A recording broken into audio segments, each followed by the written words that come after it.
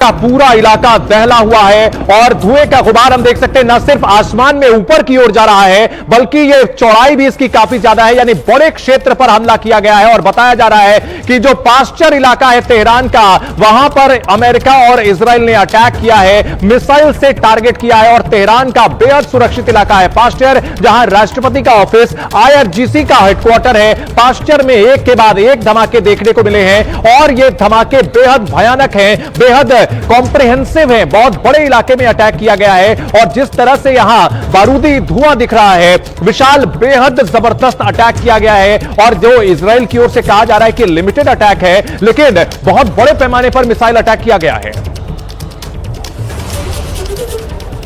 बिल्कुल, देखिए, ये बड़े पैमाने पर अमेरिका और इजराइल ने साथ मिलकर ईरान के ऊपर हमला किया है और निशाना कहीं ना कहीं खामनेई इस हमले का थे। हालांकि अभी तक खामनेई कहां पर है इसकी जानकारी नहीं निकलकर सामने आ रही है, लेकिन कुछ रिपोर्ट्स में यह दावा किया जा रहा है कि जिस वक्त यह हमला हुआ उस समय खामनेई तेहरान में मौजूद नहीं थे, वो किसी सुरक्षित स्थान पर पहले ही शिफ्ट हो गए थे। तो देखना यह होगा कि आखिरकार इस हमले के बाद अमेरिका और इजराइल की तरफ से क्या बयान सामने आता है, ईरान किस तरह से बयान देता है अपने सर्वोच्च नेता खामनेई की सुरक्षा को लेकर, क्योंकि इस वक्त जो हालात बने हुए हैं उसमें अमेरिका और इजराइल ने साथ मिलकर ये हमला किया है। खामनेई इसके टारगेट रहे हैं इस हमले के पीछे और अब फिलहाल खामनेई की स्थिति क्या है, कहां पर है, इसकी जानकारी सामने नहीं आ रही है। लेकिन बड़े पैमाने पर अमेरिका और इजराइल ने साथ मिलकर यह हमला ईरान के ऊपर किया है। बीती रात ही बातचीत पूरी तरह से फेल हो गई थी और जब बातचीत फेल हुई थी उसके बाद ही इस बात का अंदाजा लगाया जा रहा था कि जल्द ही यह हमला हो सकता है ईरान के ऊपर, और अब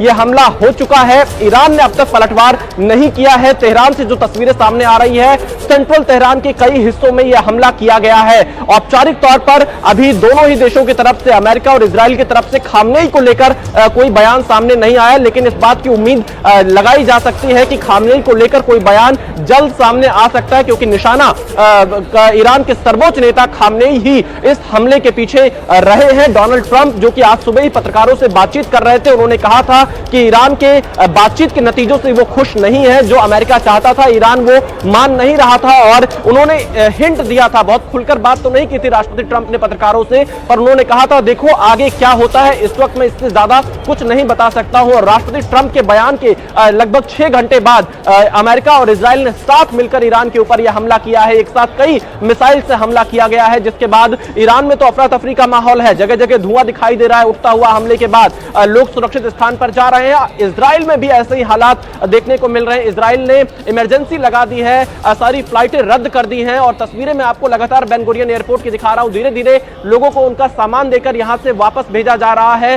सारी की सारी उड़ानें अगले आदेश तक रद्द की गई हैं। तस्वीरें एक बार फिर से मैं आपको दिखाता हूं। बहुत सारे लोग यहां पर मौजूद हैं जो अपनी फ्लाइट का इंतजार कर रहे थे, अब लगेज का इंतजार कर रहे हैं। सारी की सारी फ्लाइट कैंसिल हो गई है बेन गुरियन एयरपोर्ट पर और लोगों के सामने मुश्किल जरूर यहां पर हो रही है। बहुत चुनौतीपूर्ण हालात बन गए हैं, बहुत से लोगों को अलग अलग जगह जाना था, लेकिन अचानक हुए इस हमले के बाद अब पूरे इजराइल में इमरजेंसी लगा दी गई है। और इस इमरजेंसी लगाने के बाद एहतियातन लोगों को यह कहा जा रहा है कि आप बंकर्स के नजदीक रहिए, जैसे ही सायरन बजे या अलर्ट हो तुरंत बंकर की तरफ भागिए। ये अपील यहां इजराइल में लोगों की तरफ से, सरकार की तरफ से लोगों को की गई है, क्योंकि ईरान पलटवार कर सकता है। और हमने पिछले साल भी देखा था कि जब ईरान और इजराइल के बीच तनाव था, अमेरिका ने जब ईरान के कई ठिकानों पर हमला किया था, उस समय ईरान ने इजराइल को निशाना बनाया था। बहुत से रिहायशी इलाकों पर ईरान ने हमला किया था मिसाइल से। तो देखना यही होगा कि अब इस हमले के बाद ईरान पलटवार किस तरह से करता है, कहां पर उसका टारगेट होता है।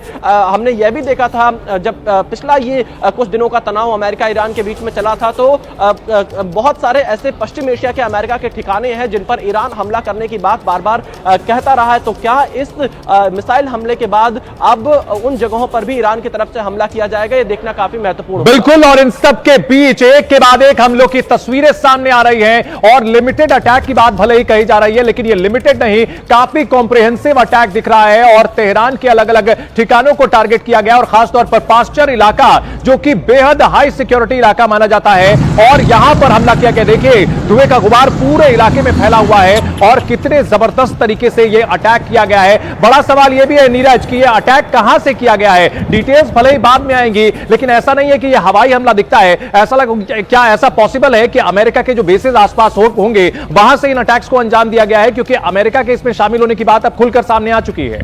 बिल्कुल, देखिए ये अटैक लग ही रहा था कि ये अमेरिका और इजराइल दोनों ने मिलकर किया है, और ये बिल्कुल बहुत संभव ये माना जा सकता है कि ये जो अटैक्स किए गए हैं ये उन्हीं बेसिस से किए गए हैं जो अमेरिका की गल्फ कंट्रीज में हैं, उनके आसपास, ईरान के आसपास वाले जो देश हैं उनसे किए गए हैं। इन अटैक्स कुल 30 अटैक्स अब तक हो चुके हैं। 30 अटैक्स जो हैं इस वक्त तेहरान में हो चुके हैं, जिनमें जैसा आपने बताया पाश्चर इलाका, जहां पर वहां पर जो अटैक किया गया पाश्चर भी, क्योंकि एक तो राष्ट्रपति का दफ्तर है, ऑफिस है वहां पर पाश्चर इलाके में, इसके साथ साथ जो नेशनल सुप्रीम सिक्योरिटी काउंसिल का जो ऑफिस है, यानी कि जो खामनेई जो सुरक्षा देखते हैं पूरे ईरान की, उसका दफ्तर भी वहीं पर है।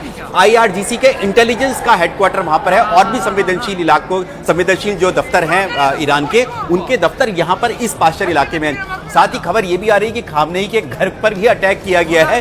हालांकि अभी तक कंफर्मेशन ईरान की तरफ से नहीं आया है कि खामनेई क्या घर में थे और कितना बड़ा डिस्ट्रक्शन वहां पर उनके घर पर हुआ है। नीरज, एक बड़ी खबर आ रही है कि ये इराक के एयर स्पेस पे की तस्वीरें हैं, जहां से जो मिसाइलें हैं वो गई हैं ईरान पर अटैक करने के लिए, यानी कि क्रूज मिसाइलों का इस्तेमाल किया गया है, ऐसा लग रहा है, अगर आप इन तस्वीरों को देख करके डिकोड कर सके।